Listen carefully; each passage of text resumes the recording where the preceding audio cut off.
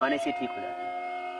पहले तो बगले में अपने श्वास की पिंडली दबाया करती थी, आजकल तो वो सब परंपराएं छूट गई है, ये दबाया करें इस तरह से।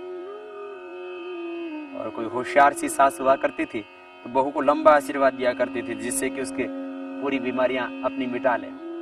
ये पिंडली दबाना बहुत अच्छा एक्यूप्रेशर का एक पॉइंट है आंव संग्रहणी पीठ के लिए। दूसरे भी हाथों के पॉइंट होते हैं, लेकिन ये मेन पॉइंट, इसी को दबा लें। इसी से ही पेट की सारी समस्याएं, बच्चों को अलग अचानक पेट में दर्द हो गई, बस पिंडली दबा दीजिए, पेट का दर्द खत्म हो जाएगा। पहले माता यही तो करती थी, पिंडली दबा दिया करती थी और थोड़ा सा मेथी दाने, थोड़ी सी सौंठ और थोड़ा सेंधा नमक मिला के बच्चों को खिला देती थी, पेट दर्द ठीक हो गया। और यहाँ तो एकदम हॉस्पिटल में लेकर के भागना पड़ता है। थोड़ा सा आयुर्वेद का ज्ञान भारत की प्रत्येक माँ को हुआ करता था। ये एक्यूप्रेशर खास पिंडली दबाना, और एक उपाय कॉन्स्टिपेशन के लिए भी, आंव और संग्रहणी के लिए भी। किसी भी दवाई से कोई लाभ ना हो रहा हो, मोतिपिष्टी भी फेल हो गई हो, एसिडिटी ठीक ही ना हो रही हो, एसिडिटी के लिए, कॉन्स्टिपेशन के लिए, आंव संग्रहणी के लिए एक बहुत अच्छा उपाय नेचुरोपैथी के अंदर पेट के ऊपर जो मिट्टी का लेप लगाते हैं। अब सबको इतना वक्त नहीं होता मिट्टी का लेप लगा सके, बहुत अच्छी बात है, उससे फायदा होगा, 100% फायदा होगा।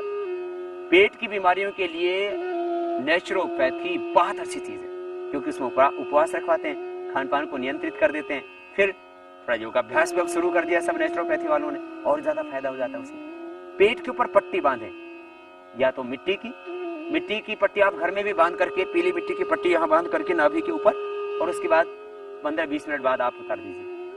अब पट्टी बांधने में 15-20 मिनट लेटना पड़ेगा। आप कहेंगे स्वामी जी इतना वक्त तो हमारे पास नहीं है, तो क्या करें आप एक नेपकिन ले लेना, कोई नेपकिन लेकर के, और उसकी ऐसे लेयर बना लेना, लगभग 4 अंगुल ऐसे, कोई नेपकिन बड़ा सा या कोई टॉवेल, और उसको पानी में गीला करके निचोड़ ले, निचोड़ करके यूं बांधे नाभि के ऊपर।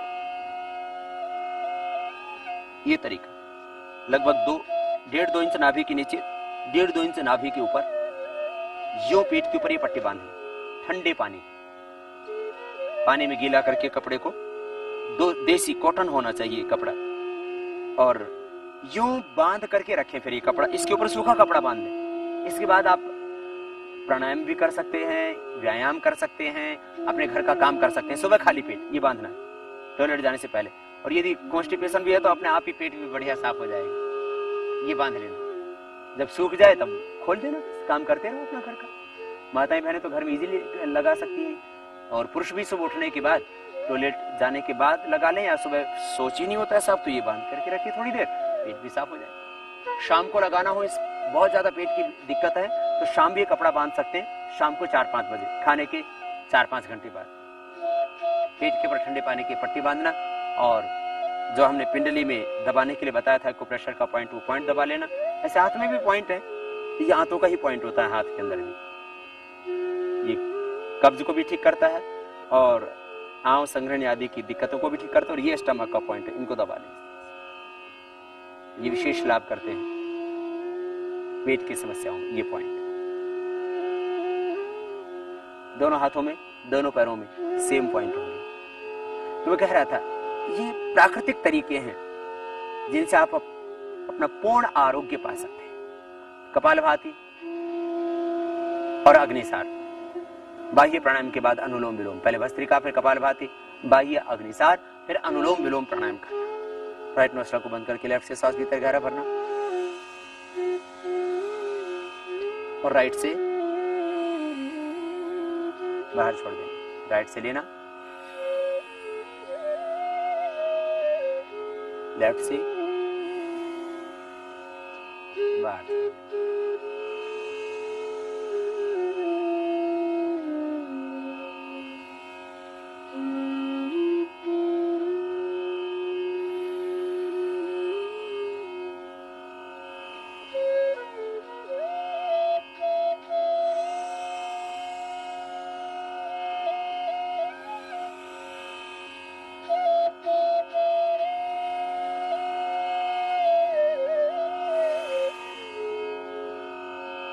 बाएं से लेना, प्रारंभ करना, और बाएं पर ही एंड करना, स्टार्टिंग एंडिंग लेफ्ट से होगी। राइट नोस्ट्रल को अंगूठी से बंद करेंगे, लेफ्ट को 20 की दोगुनी से बंद करेंगे। तरीका होगा, श्वास भीतर डायफ्राम तक फेफड़ों में गहरा भरेंगे। ये अनुलोम विलोम प्राणायाम 1-2 मिनट से प्रारंभ करके धीरे धीरे बढ़ाएंगे आगे। जब थक जाएंगे तब रुक जाएंगे। 5 मिनट, 10 मिनट, 15 मिनट तक रोज कर सकते हैं। यदि आपको पेट की बीमारियां हैं तो कपालभाति थोड़ा बढ़ा दीजिए, आप 15 से 20 मिनट कर दीजिए, और अनुलोम विलोम थोड़ा कम कर दीजिए, 15 से 10 मिनट कर दीजिए।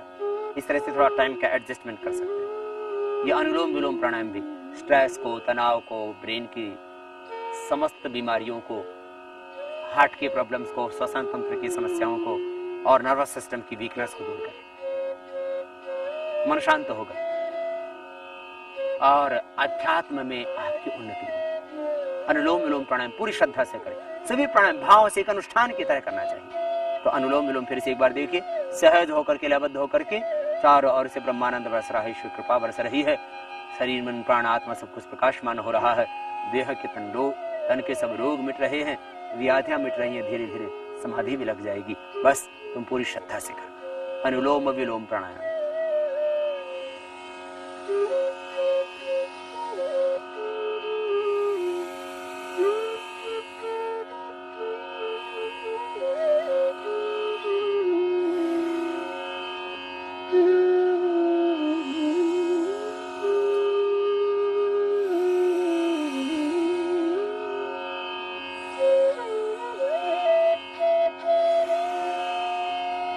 करते रहें।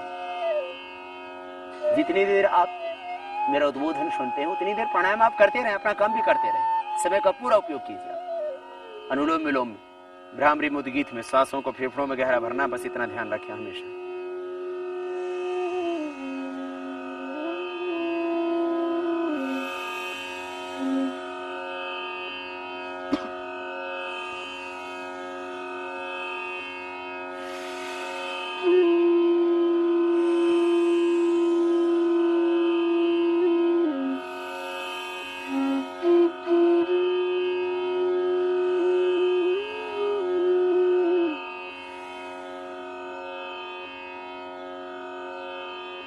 अनुलोम विलोम 15 मिनट, 10 मिनट, जितना आपके पास समय उतना करके अनुलोम विलोम के बाद भ्रामरी करें। ब्रह्म का आह्वान पूरी श्रद्धा के साथ।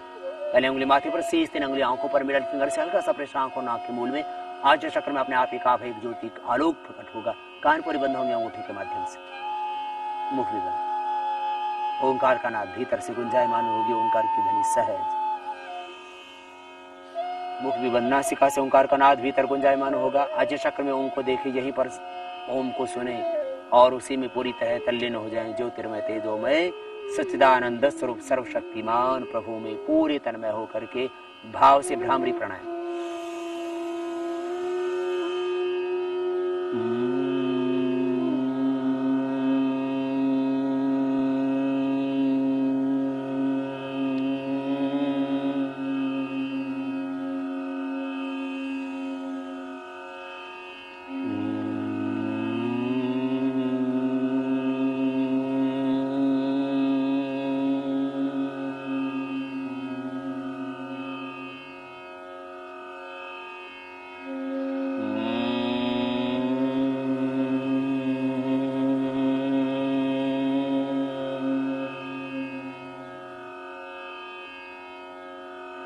दोनों हाथ ध्यान मुद्रा में, घुटनों पर, ये वायु मुद्रा में, और श्वासों को भीतर गहरा भरते हुए पूरे भाव से, श्रद्धा से फेफड़ों में श्वास गहरा भरेंगे। उद्गीत प्राणायाम करेंगे।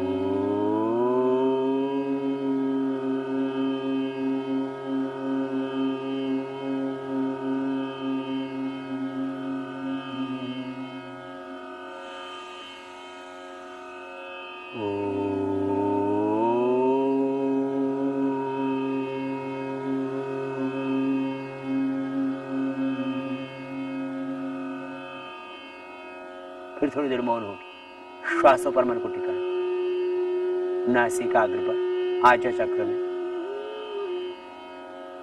सहस्रार में, हृदय चक्र में, कहीं पर भी एक स्थान विशेष पर मन को केंद्रित करें ध्यान करते हुए।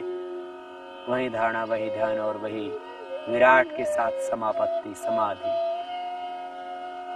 हर श्वास के साथ ओम का ध्यान।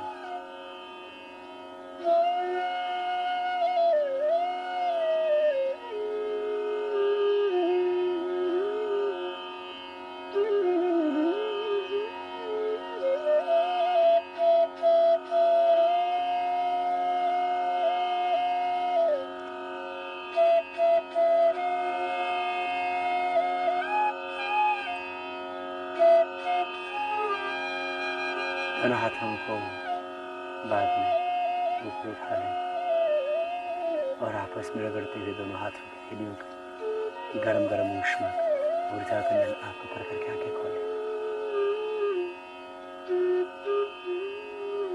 इस तरह से पूरी टाइमिंग के साथ जितनी देर जो प्राणायाम बताया वो करना अलसराते की।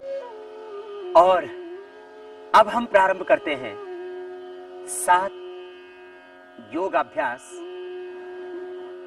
7 सूक्ष्म व्यायाम, 7 आसन, 7 प्राणायाम, 7 सूक्ष्म व्यायाम की क्रियाएं और 7 आसन पूर्ण स्वास्थ्य के लिए और सब व्याधियों को मिटाने के लिए इतना पर्याप्त रहता है। तो आज हम आपको बताएंगे वो 7 सूक्ष्म व्यायाम की पहले क्रियाएं और उसके बाद में 7 मुख्य आसन, जिससे आपका शरीर फ्लेक्सिबल रहेगा और पेट आपका पूर्ण स्वस्थ होगा। अल्सर की प्रॉब्लम, कोलाइटिस की, मुकस की, आंखों की प्रॉब्लम दूर हो जाएंगी। दोनों पैर सामने मिले हुए, आगे पीछे दबाएंगे पूरी ताकत के साथ। दोनों हाथ पार्श्व भागों में, घुटने एकदम सीधे।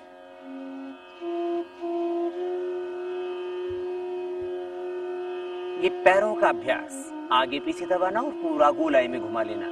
इससे पैर आपके फ्लेक्सिबल रहेंगे, घुटनों में दर्द नहीं होगा, एड़ियों में दर्द नहीं होगा और सटिका पेन, स्पाइन की प्रॉब्लम नहीं होगी। फिर दोनों पैरों को तलवों से मिला लेना और हिला लेना।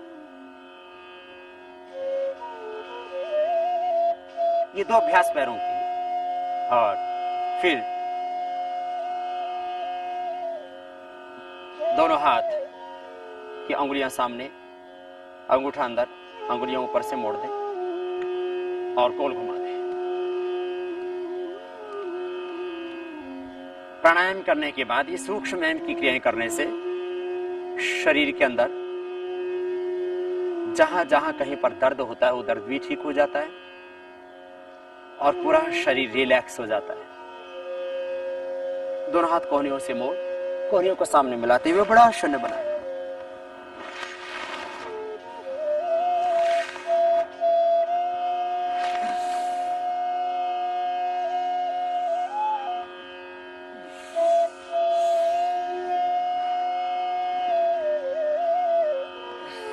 इस तरह से ये हाथों के लिए अभ्यास, कंधों के लिए, सर्वाइकल स्पॉन्डिलाइटिस पेन के लिए, और दोनों हाथों को उठा करके दाएं से बाएं, बाएं से दाएं हाथ को पकड़ लेते हैं और श्वास अंदर भरते हुए राइट हैंड से लेफ्ट हैंड को सिर के पीछे से खींचते हैं।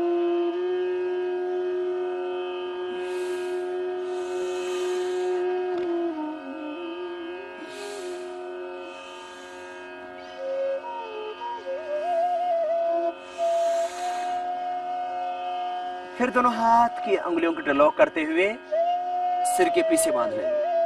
दोनों हाथ की अंगुलियों को इंटरलॉक करें, सिर के पीछे बांधें, हाथों से सिर की ओर, सिर से हाथों की ओर, एक दूसरे के विरुद्ध दबाव दें।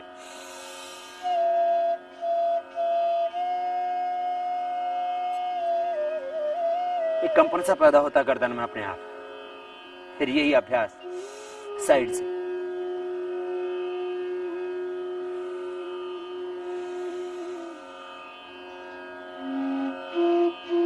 हाथ से सिर की ओर, सिर से हाथ की ओर, एक दूसरे के विरुद्ध दबाव।